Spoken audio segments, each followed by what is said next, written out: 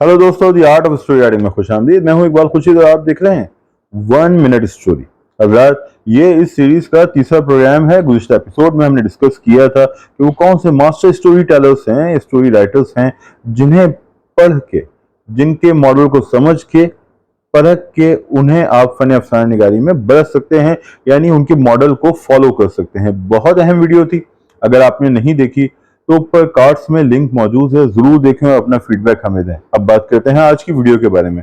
आज इस सीरीज की तीसरी कड़ी है, तीसरी एपिसोड है और आज हम ये डिस्कस करने वाले हैं एक बुनियादी सवाल, एक कहानी और अफसाने में क्या फर्क है। जी हाँ, वही सवाल जो बरसों से जेरे बहस है। आज भी अदबी नशिस्तों में, मुकालमों में इसकी बाज़गश्त सुनाई देती है।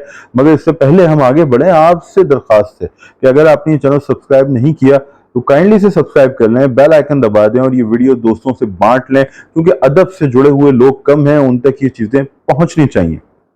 हला चलते हैं अब अपने सवाल की जानिब। सवाल यह है कि कहानी और अफसाने में क्या फर्क है। इस सिलसिले में दो स्कूल ऑफ थॉट मौजूद हैं। एक स्कूल ऑफ थॉट का यह ख्याल है कि इन दोनों में कोई फर्क नहीं। उनका कहना यह है कि एक ही सिनफ अदब है। शॉर्ट स्टोरी जब उर्दू में आई तो उसे अफसाना कहा गया और कहानी भी कहा गया।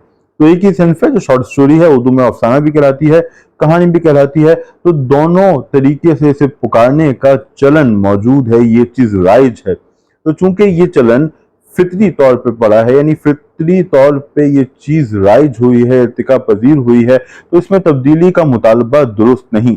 ये पॉइंट वैलिड है, मगर ये सिर्फ राइज या चलन तक इनकी दलील महदूद नहीं है, क्योंकि गलत चीजें भी तो राइज हो जाती हैं। इनका मौक़िफ़ यह है कि बहुत से जय्यद अफसाना निगारों के जो मजमूए हैं, अफसानवी मजमूए हैं, उनके टाइटल में लफ्ज कहानी इस्तेमाल हुआ है, जो कि सनद है। जैसे असद मोहम्मद खान साहब का अफसानी मजमुआ है जिसका उन्वान है तीसरे पहर की कहानियां। इसी तरह अजहर नजीम सैयद साहब का अफसानवी मजमुआ आया कहानी मुझे मिली, तो अफसानवी मजमुआ है मगर कहानी का उन्वान है। अब वो एक कदम और आगे जाते हैं, कहते हैं कि क्या आपने बहुत से बड़े अफसाना निगारों के अफसानों के टाइटल पे गौर नहीं किया। अगर आप गौर करें तो आपको पता चलेगा कि उन्होंने अपने अफसानों के टाइटल यानी उन्वानात को लफ्ज कहानी से सजाया है या बयान किया है। जैसे किसी ने अपने अफसाने का नाम दे दिया अधूरी कहानी, किसी ने कहा नामुकम्मल कहानी। खुद मेरे ही एक अफसाने का उन्वान था एक पागल कहानी।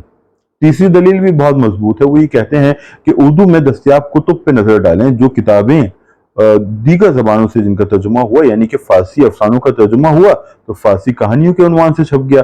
इसी तरह इलाकाई जबानों के जो अदब, जो अफसाने हम तक पहुंचे किताबी सूरत में, उन पे अक्सर सिंधी कहानी, बलोची कहानी, पश्तो कहानी ही दर्ज होता है।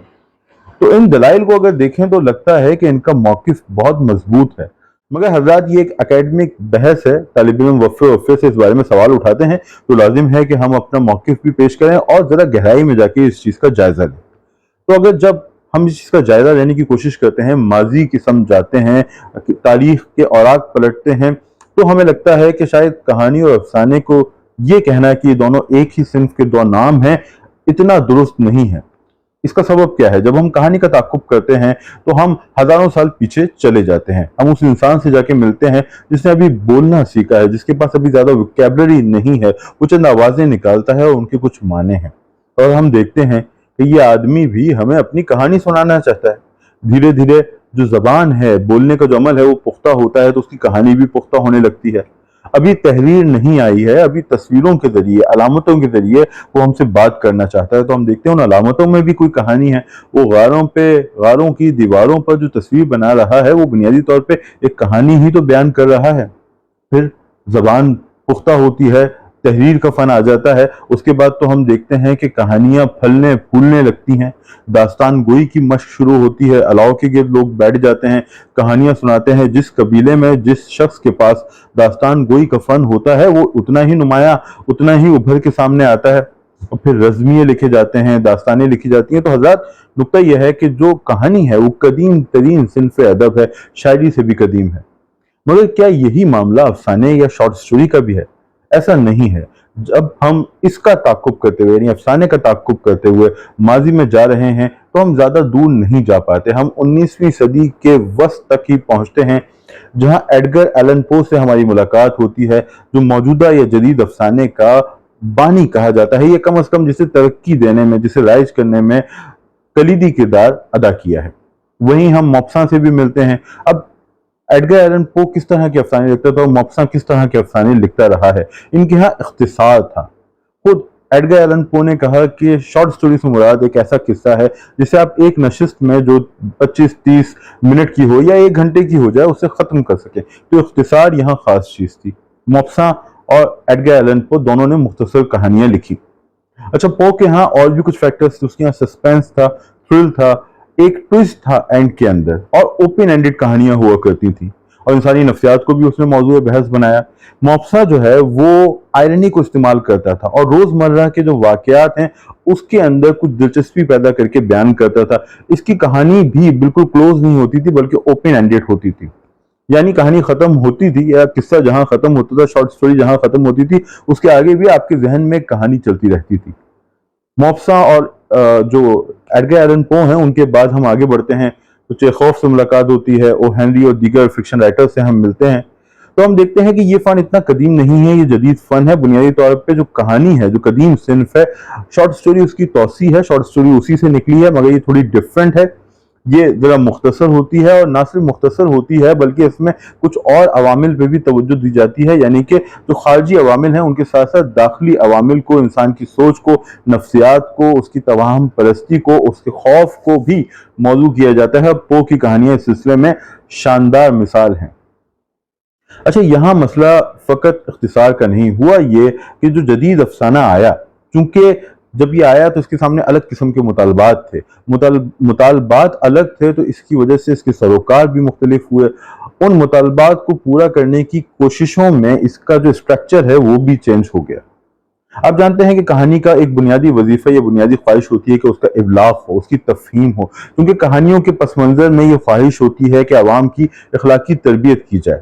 تو یقینی طور پہ جب شارٹ سٹوری آئی ہوگی، ایڈگر ایلن پو سے آگے بڑھی، ترقی پسند تحریک آئی، پروگریسو اپروچ آئی، تب یہ خواہش تھی کہ معاشرے کی اصلاح کرنے میں ادب اپنا کردار ادا کرے، اور اس نے کیا بھی۔ تو اس لمحے تو یہ خواہش تھی کہ ان کی زیادہ سے زیادہ تفہیم ہو، ابلاغ ہو، مگر جلد ہی جنگ عظیم شروع ہو گئی، پہلی جنگ عظیم، دوسری جنگ عظیم۔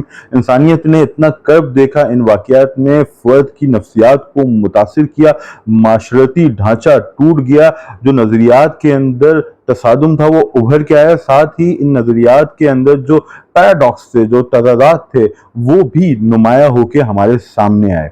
تو یہاں انسان جو تھا وہ بیرونی عوامل کو چھوڑ کے، حقیقت پسندی کو چھوڑ کے دوسری مسائل کی سمت چلا گیا۔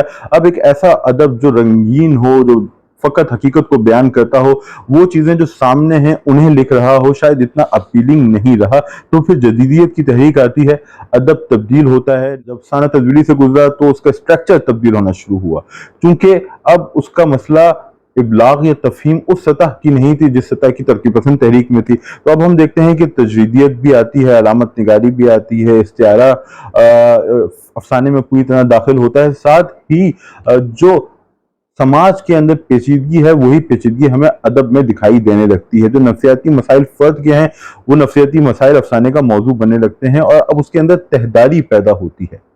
یہ بہت اہم فیکٹر ہے۔ عام طور پہ جو کہانی تھی اس سے پہلے کی، وہ یک رخی تھی، یعنی اس کا ایک رخ تھا، ون ڈائمینشنل تھی، مگر اب جو افسانہ آیا اس کے اندر کئی سطح تھیں، اس میں تہداری تھی، اس میں بھید تھا، اس میں ابہام تھا۔ اب دیکھیں، ابہام تو براہ راست ابلاغ سے متصادم ہے۔ ابلاغ کا مطلب ہے کہ آپ کی بات لوگوں تک پہنچے، لیکن جب آپ ابہام اس میں ڈالیں گے تو اس ابلاغ میں رکاوٹ پیدا ہوگی۔ تو ہم نے دیکھا کہ افسانے کے بارے میں 2 باتیں طے ہوئیں کہ یہ جدید صنف ہے، کہانی سے نکلی ہے، لیکن چونکہ مطالبات الگ تھے، تقاضے الگ تھے، تو اس کا اسٹرکچر بھی چینج ہوتا چلا گیا۔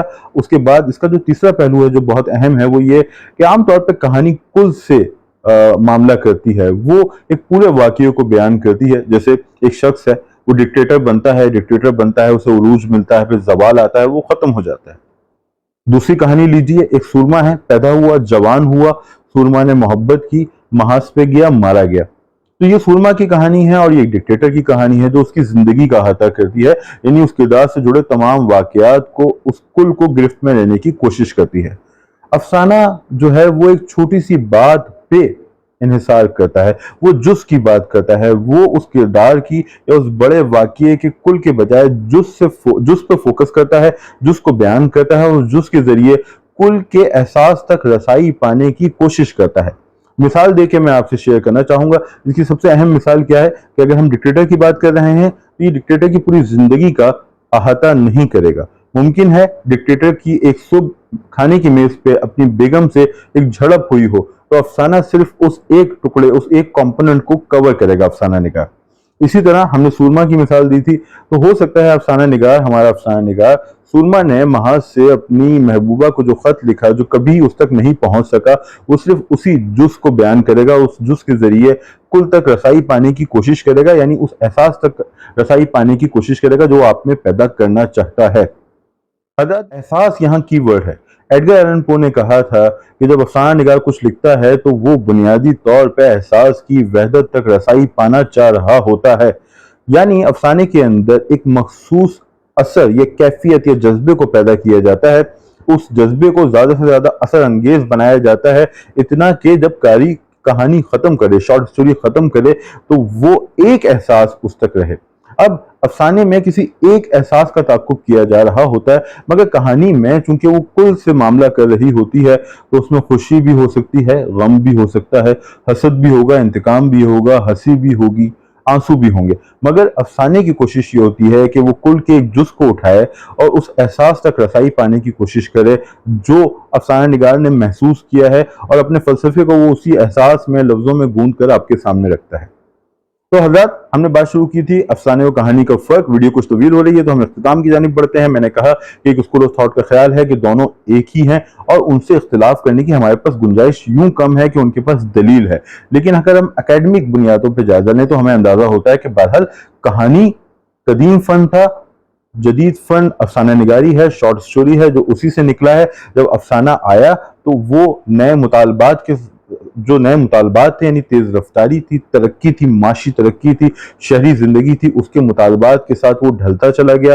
जब उसके सरोकार मुख्तलिफ हुए तो उसका स्ट्रक्चर मुख्तलिफ हुआ। फिर तरक्की पसंद तहरीक के अंदर यकीनी तौर पर इबलाग और तफहीम का मुद्दा था, मगर जब जदीदियत आती है, मॉडर्निज्म आता है, पोस्ट मॉडर्निज्म आता है, वर्ल्ड वॉर आती है, तो इंसान की नफ्सियात तो उसके गहरे असरात मुरतब हुए। तो फिर नए स्ट्रक्चर्स, नए इजहार के जरिए नई अलामतें, साथ ही फिर हमने देखा कि किस तरह अफसाना जो है वो एक जुज को बयान करने की कोशिश करता है और कुल पे बात करती थी कहानी। अच्छा, इसकी एक मिसाल और लीजिए, वो ये कि मार्टिन लूथर किंग की कहानी है। वो कहानी हम सबके सामने है। अब अगर कई कहानीकार उस कहानी को बयान करें, उसकी जिंदगी को बयान करें, तो वो अपने उसलूब के फर्क के साथ, अपने पॉइंट ऑफ व्यू के फर्क के साथ भी बहुत ज्यादा तनव्वु, डाइवर्सिटी नहीं ला सकते। लेकिन जो अफसाना निगार होगा वो एक जुज को बयान करेगा, एक छोटे कंपोनेंट को बयान करेगा। मुमकिन है मार्टिन लूथर किंग का जिस रोज कत्ल हुआ उससे एक रात पहले की कहानी हमारा अफसाना निगार बयान करे, या वो उस कातिल की कहानी बयान करे। कातिल जब कत्ल की तैयारी कर रहा है, जब उसने निशाना बांधा हुआ है मार्टिन लूथर किंग पे, उस चीज को बयान करे हमारा अफसाना निगार। तो इस तरह डाइवर्सिटी पैदा होती है, तनव्वु पैदा होता है और नई जहतें जिंदगी की हमारे सामने आती हैं। ये अफसाना निगार क्यों करता है? ये अफसाना निगार इस यकीन और एतमाद के साथ करता है कि जो एक कतरा होता है समंदर का, उसके अंदर पूरा समंदर मौजूद होता है। इसी तरह जो एक जुज होता है, कंपोनेंट को बयान कर रहा होता है, उसके अंदर जो कुल होता है, पूरी कहानी होती है, वो मौजूद होती है, पूरी जिंदगी मौजूद होती है, उसकी वो हमें एक झलक दिखाता है। अगर ये थी आज की वीडियो, कुछ तवील हो गई मगर काफी अहम बातें थी जो आपसे करनी थी, काफी बातें रह भी गई। कहीं कोई गलती हुई हो या आपको लगा हो कि किसी पॉइंट ऑफ व्यू से आप मुत्तफिक नहीं है तो जरूर शेयर करें। आखिर में मैं कहना चाहूंगा कि जो पहला ग्रोह है जो कहता है कहानी और अफसाने में कोई फर्क नहीं, उनसे मैं बड़ी हद तक मुत्तफिक हूँ। मामला कुछ यूं है कि अब क्योंकि अफसाना आने के बाद, शॉर्ट स्टोरी आने के बाद कहानियां बहुत कम लिखी जाने लगी, तो कहानी के फन को कुल्ली तौर पे शॉर्ट स्टोरी ने कवर कर लिया। तो अब कहानियों की मिसालें हमें कम मिलती हैं। इस वजह से ये कहा जा सकता है कि भाई दोनों चीजें एक ही हैं, मगर कहानी कुल्ली तौर पे खत्म नहीं हुई। बच्चों का जो अदब है उसमें कहानियां होती हैं, बच्चों के रसाइल में कहानियां होती हैं। एक स्क्रिप्ट राइटर जो वन लाइनर प्रोड्यूसर को सुनाता है वो कहानी होती है। डाइजेस्टों में काफी सारी कहानियां शाये होती हैं, तो कहानी मौजूद है, अफसाना भी मौजूद है। दोनों में कुछ फर्क है, कुछ जगह ये बाहम मिल भी जाते हैं। ये बहस तो जारी रहेगी, मगर जो मेरा पॉइंट ऑफ व्यू था वो मैंने आपके सामने रखा। अपना फीडबैक जरूर दें और बताइए कि हम किस तरह इस सिलसिले को मजीद बेहतर करें। जल्द होगी आपसे मुलाकात। दोस्तों, चैनल सब्सक्राइब करना ना भूलें। इकबाल खुशी को दीजिए इजाजत। खुदा हाफिज।